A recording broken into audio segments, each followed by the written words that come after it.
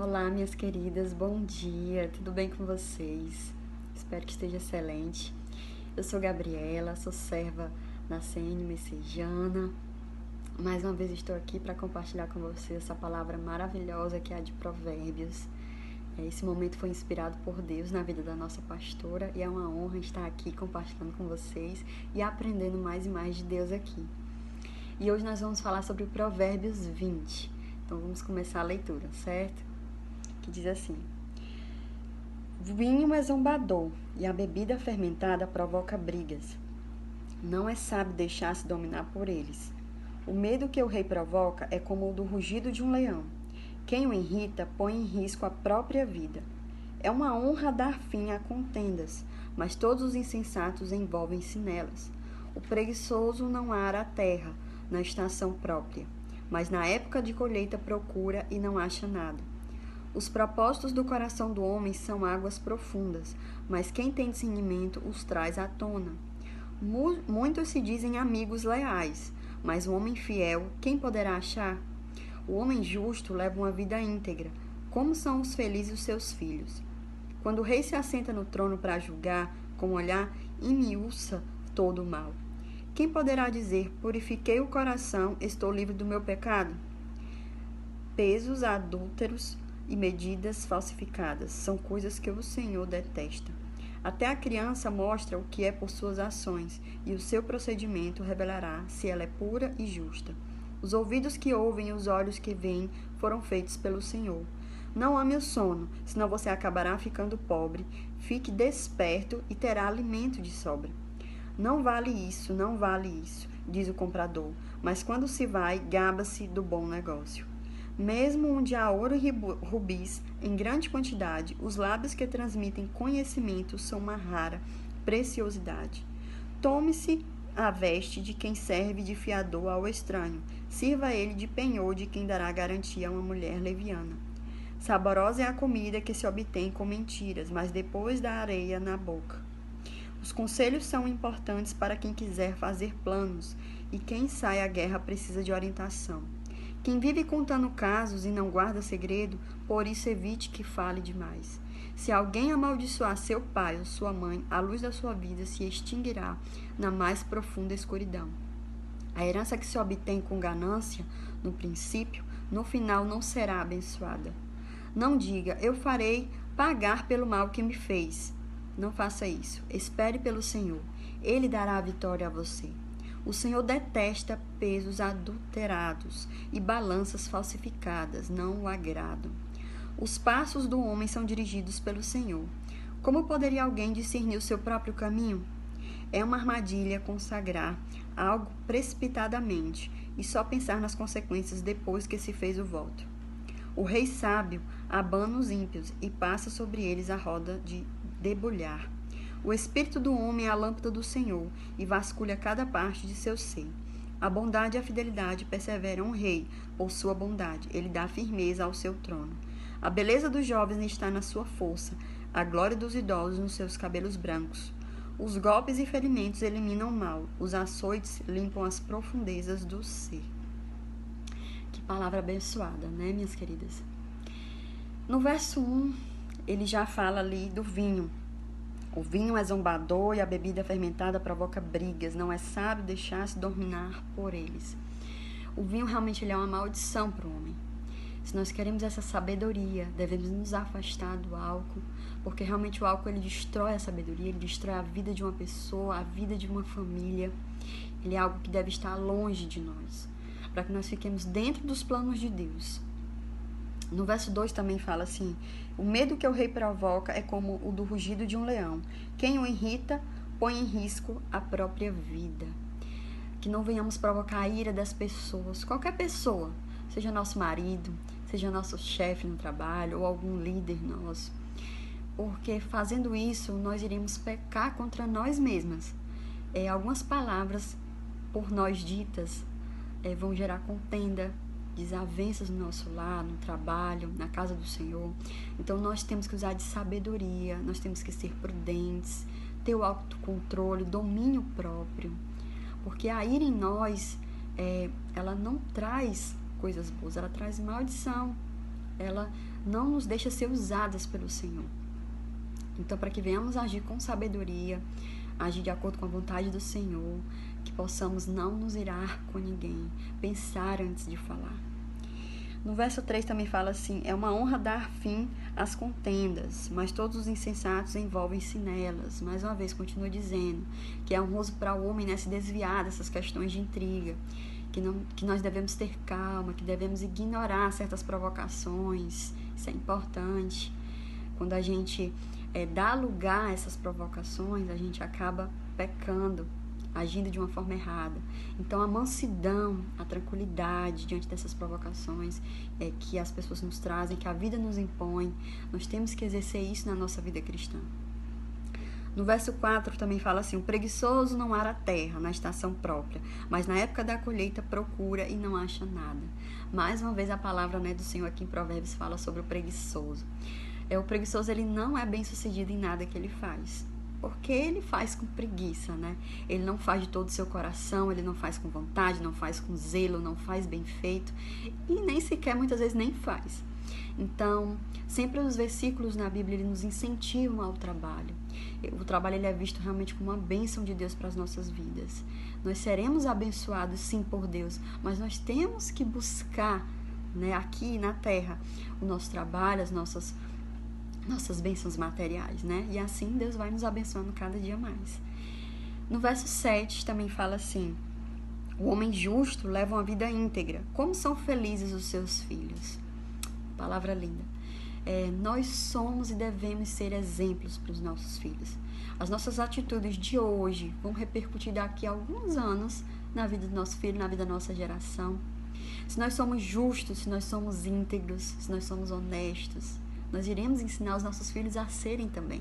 Então, assim, toda a nossa geração vai ser influenciada positivamente pelo que nós decidimos hoje ser. Então, viver segundo os caminhos e princípios do Senhor é algo que nós devemos fazer para que a nossa geração possa ser abençoada.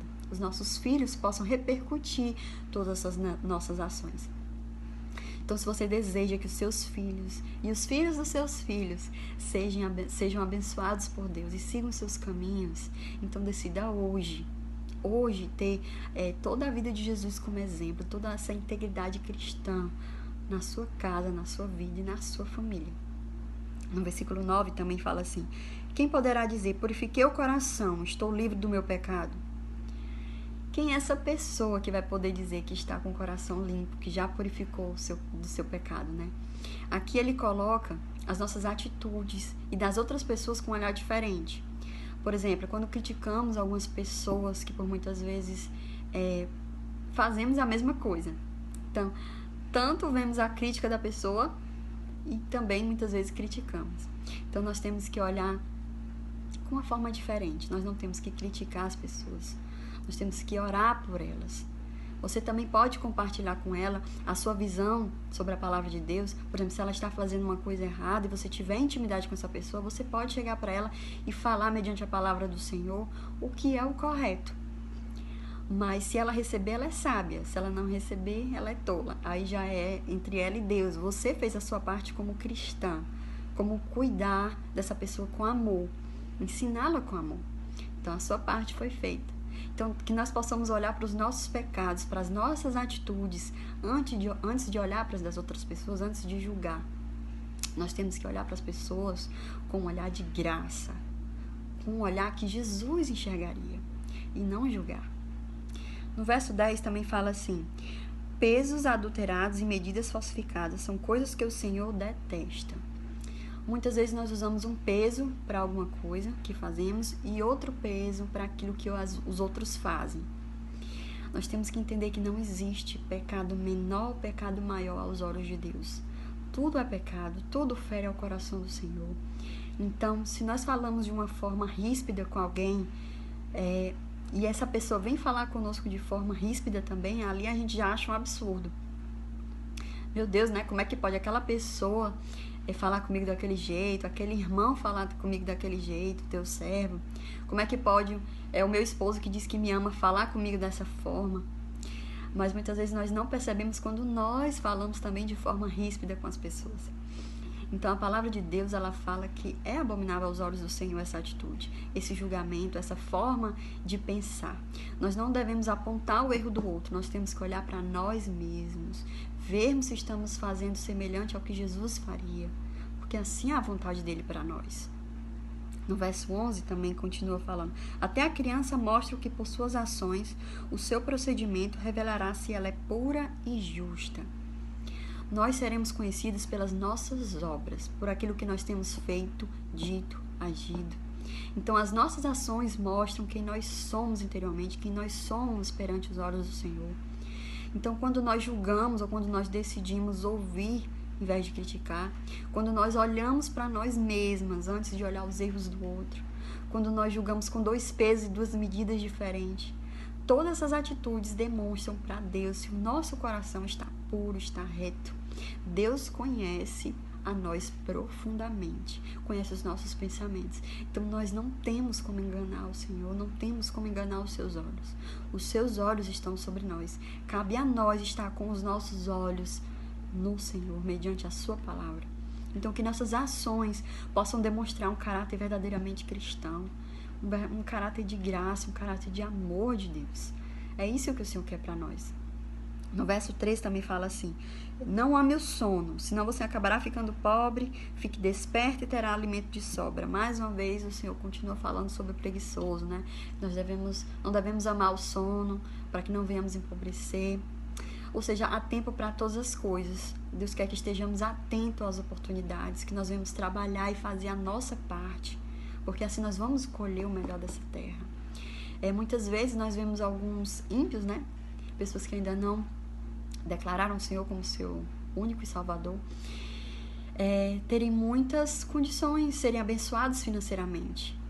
E outros que são cristãos não tão abençoados financeiramente. Mas por que essa diferença? Aquele ímpio, ele trabalha duro, ele trabalha todos os dias, ele trabalha sem cessar. E Deus vê sim isso, e Deus honra o trabalho dele, o abençoando cada vez mais. Aquela pessoa que serve ao Senhor, por muitas vezes, ele não está fazendo a sua parte, não está trabalhando tanto. Por isso, não é tão abençoado quanto o irmão que ainda não aceitou Jesus. Então, essa é a diferença. Deus honra o nosso trabalho, não importa se nós fazemos totalmente a vontade do Senhor, se ainda não os aceitamos. Mas o nosso trabalho, ele vai justificar essas bênçãos sobre as nossas vidas. No verso 14 também fala assim: não vale isso, diz o comprador, mas quando se vai, gaba-se do bom negócio.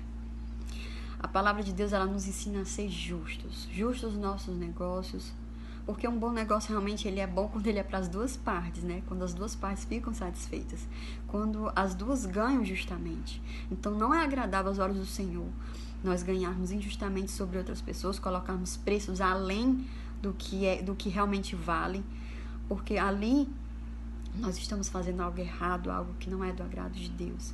Nós temos que andar segundo os caminhos do Senhor, nós temos que ser justos com tudo.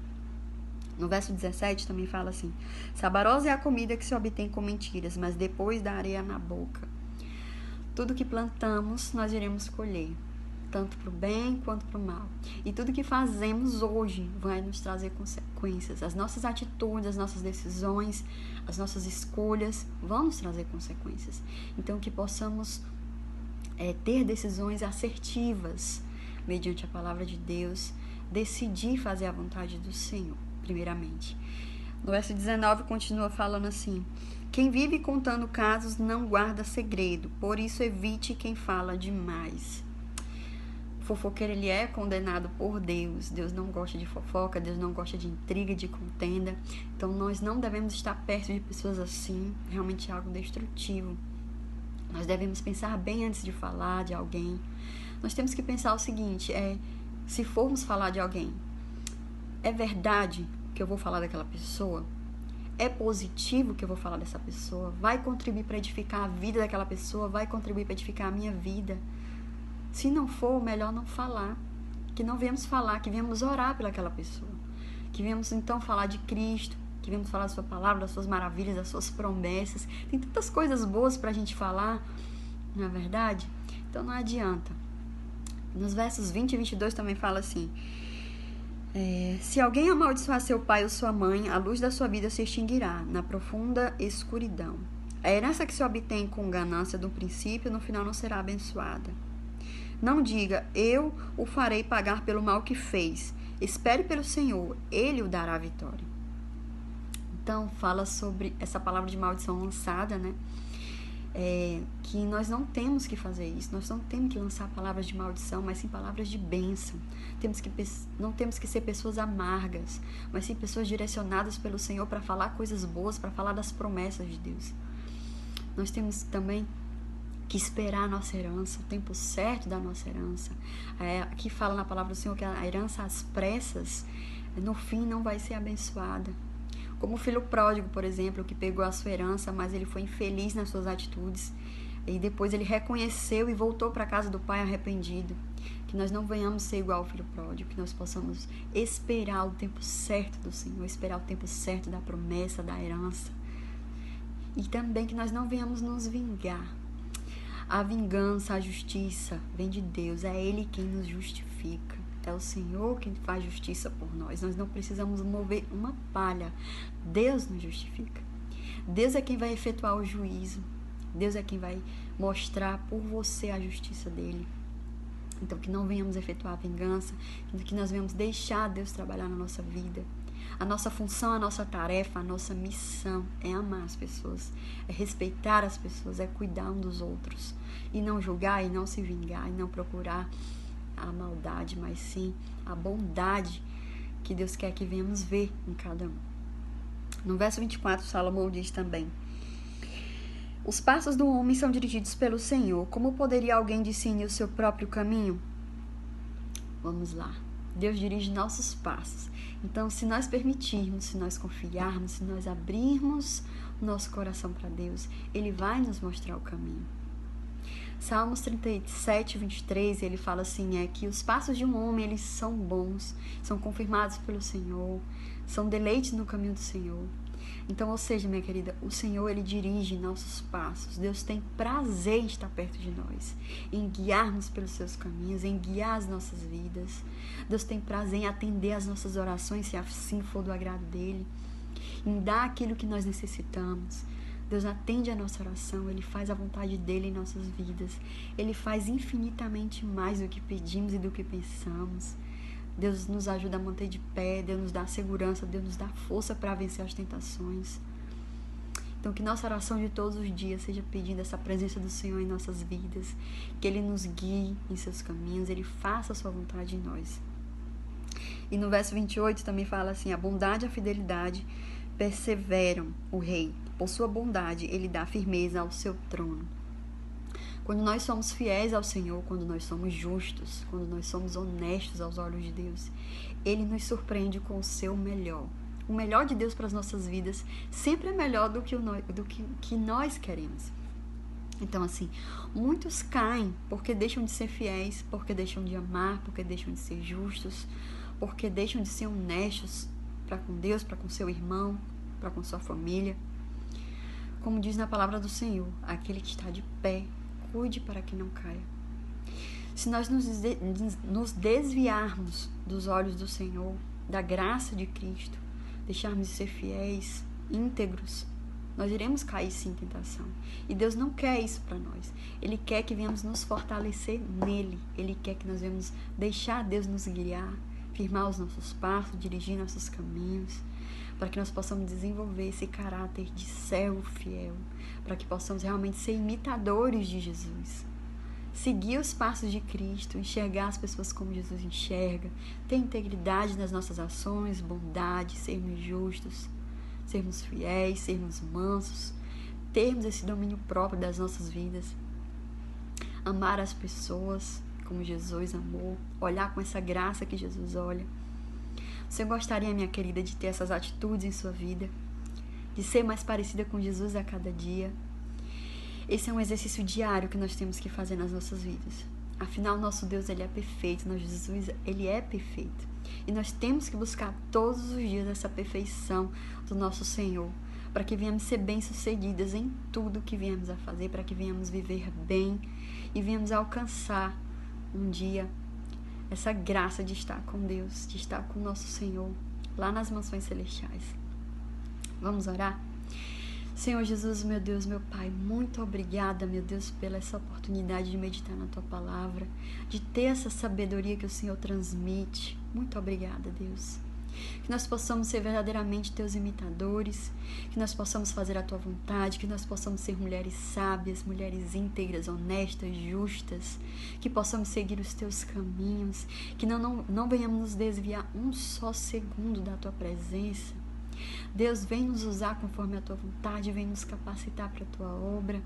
Vem nos fazer, Senhor, mulheres que viemos edificar as nossas casas, edificar a nossa família em Ti, Deus.